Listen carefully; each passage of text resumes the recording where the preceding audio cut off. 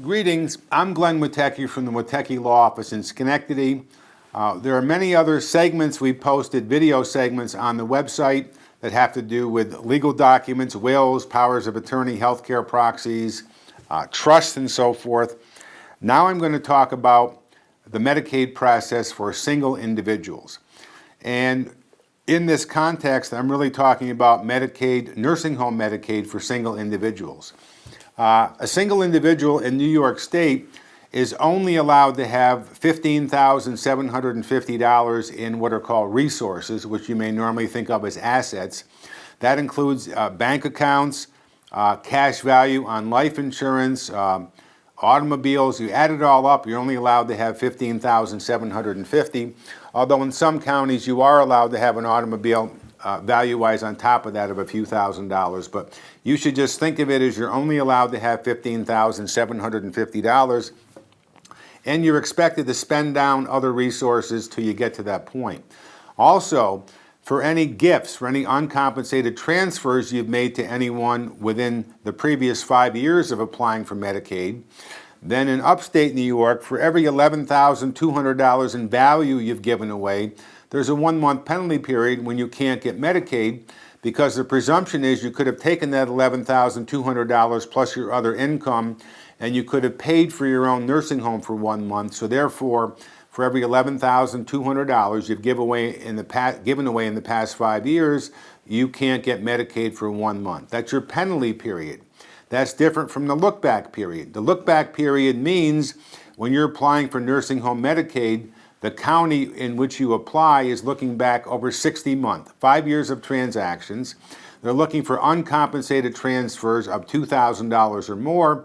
And if you have a spouse and you give money to your spouse, by the way, that doesn't count as an uncompensated transfer.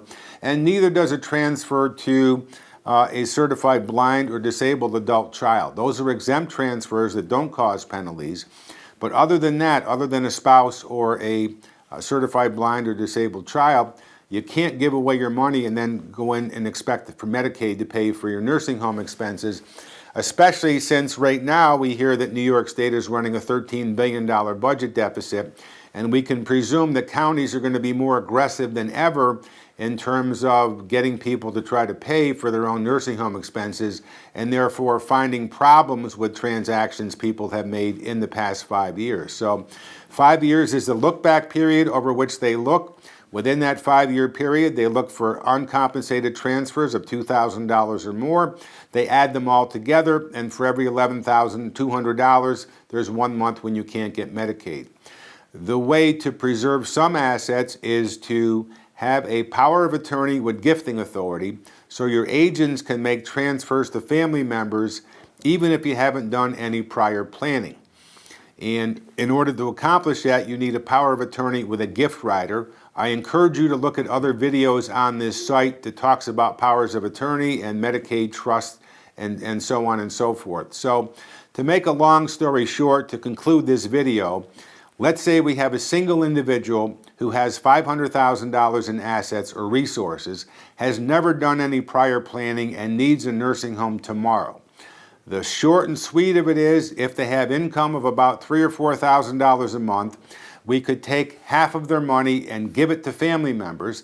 That would cause a penalty period. We take the other half of their money and put it aside under what's called gifting and promissory note planning, and that other money gets paid back to them on a monthly basis, such that their other income plus the promissory note payment comes in slightly less than the private pay monthly rate for the nursing home. And we try to time it so that the last payment is going in back to the individual to pay to the nursing home. At the same time, the penalty period is running out and Medicaid kicks in at that point.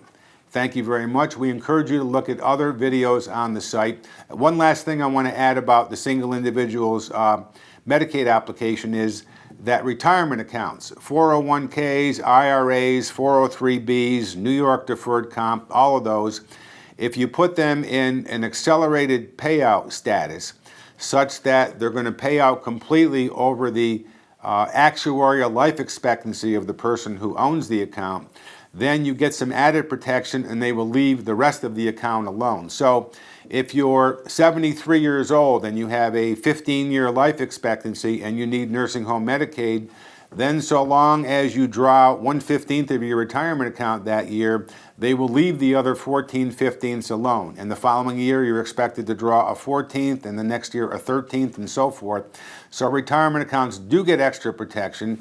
If you're elderly, such as 93 or 4, and have a short life expectancy, unfortunately, you'd have to draw the retirement account out over just a couple years, and you may not get a significant benefit from that. So it's a complicated subject. We do it all the time. We encourage you to call in to set up a discussion, either in person, or we can use video conferencing, so we can come into your home without you leaving your home. You're in the safety of your home, and we can have a virtual meeting that way. So please call with any questions or comments. Thank you.